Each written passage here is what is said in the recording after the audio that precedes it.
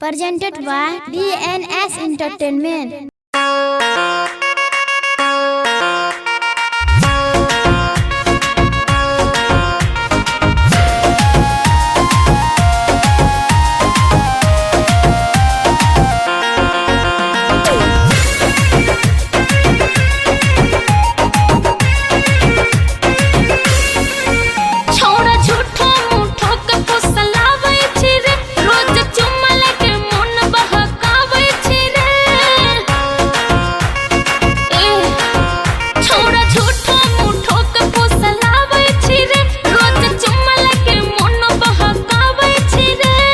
हमरा बनाइल अपन सैया के छौरी तोहरा भाग खुल जाइतो।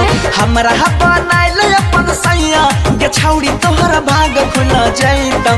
पीले बोला भबाला टोनिकता के करो याद न आइतो। पीले बोला भबाला टोनिक गोई के करो याद न आइतो। बुझला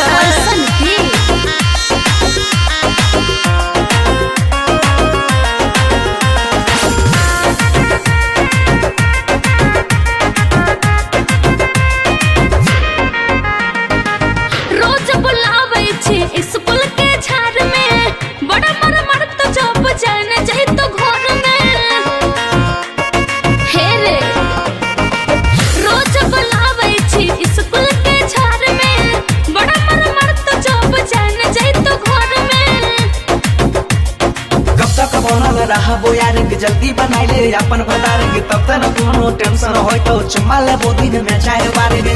हमरा तो रह बीच में छौरी के करो सपना है त।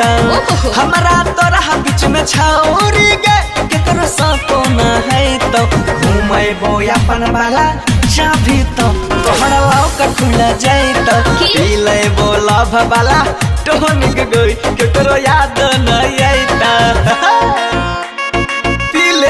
No, never. Pile.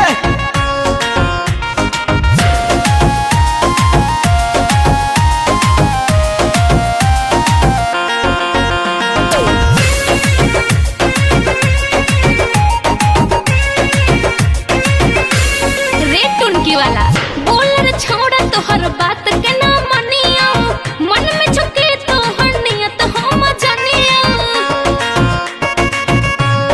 ए बोल रे छोड़ा तोहर बात के ना मनिया मन में झुके तोहर नियत हम जानिया।